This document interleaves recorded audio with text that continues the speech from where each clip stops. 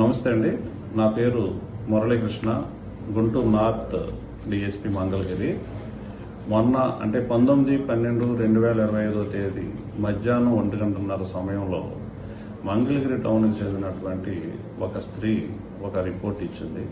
ఆ రిపోర్ట్లోని అంశాలను బట్టి తన మైనర్ కుమార్తెపై 18వ తారీఖు రాత్రి 10:30 గంటల సమయంలో రైల్వే స్టేషన్ నుండి ఒక ముగ్గురు వ్యక్తులు ఆమెని తీసుకెళ్లి ఆమెపై అత్యాచారానికి పాల్పడినట్లుగా రిపోర్ట్ అది. ఆ రిపోర్ట్లోని అంశాలను బట్టి దాన్ని రేప్ కేసు మరియు పోక్సో చట్టం కింద ఎఫ్ఐఆర్ నమోదు చేయడం జరిగింది. గుంటూరు ఎస్పీ శ్రీ వకుల్ జిందాల్ ఐపీఎస్ గారి ఉత్తర్వుల ప్రకారం ఈ కేసుని వెంటనే నేను ఇన్వెస్టిగేషన్ టేకప్ చేశాను. ఇన్వెస్టిగేషన్లో భాగంగా ఆ మైనర్ బాలికని ఎయిమ్స్ ఆసుపత్రికి వైద్య పరీక్ష నిమిత్తం వెంటనే పంపించాము. అలాగే ఈ కేసులో దర్యాప్తులో తేలిన ప్రకారం ఈ కేసులో 4 ముద్దాయిల్ని ఐడెంటిఫై చేశాము. అందులో షేక్ కాదర్ బాషా, షేక్ కమల్ సాహెబ్ వీళ్ళిద్దరూ కూడా తాడేపల్లి, వీళ్ళిద్దరూ తండ్రి కొడుకులు. షేక్ కాదర్ బాషా డ్రైవర్గా పనిచేస్తాడు, షేక్ కమల్ తన కొడుకు ఎలక్ట్రీషియన్గా పనిచేస్తాడు. అలాగే మిగిలిన ఇద్దరు కూడా షేక్ సలీం, షేక్ రబ్బానీ వీళ్ళిద్దరూ కూడా డ్రైవర్లు, విజయవాడ ఉన్న ఏరియాలో ఉంటారు.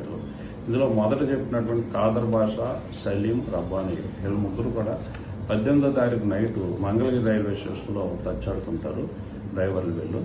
అదే సమయంలో ఈ మైనర్ బాలిక రైల్వే స్టేషన్లో తన స్నేహితుడితో తిరుగుతూ ఉండగా ఈ అమ్మాయిని గమనించి అమ్మాయితో ఉన్న మాటల్లోకి దించి వారితో పాటు ఉన్నటువంటి ఆటోలో అమ్మాయిని ఎన్హెచ్ పక్కన ఉన్నటువంటి ఓపెన్ ప్లేస్కి తీసుకెళ్లి అమ్మాయిపై అత్యాచారానికి పాల్పడతారు. అలాగే అక్కడ నుండి వేరే ప్రదేశానికి కూడా ఓపెన్ ప్లేస్కి తీసుకెళ్లి అత్యాచారం చేస్తారు.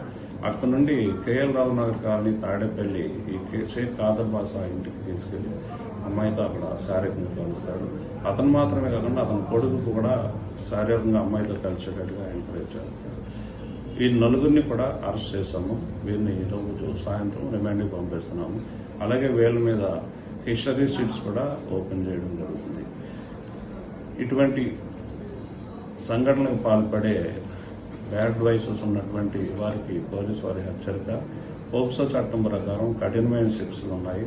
మైనర్ బాలికలతో శారీరకంగా కలిసిన వారి యొక్క శరీరాన్ని తాకిన వారి మీద ఎటువంటి ఈవ్టీజింగ్కి పాల్పడినా కూడా 20 సంవత్సరాల వరకు శిక్ష పెట్టడానికి అవకాశం ఉంది. నాన్ బెయిలబుల్ కేసులు కాబట్టి దీన్ని గుర్తించుకుని ఇటువంటి సంఘటనలు పాల్పడడం అందరికీ కూడా ఇది హెచ్చరికగా తెలియజేస్తున్నాం.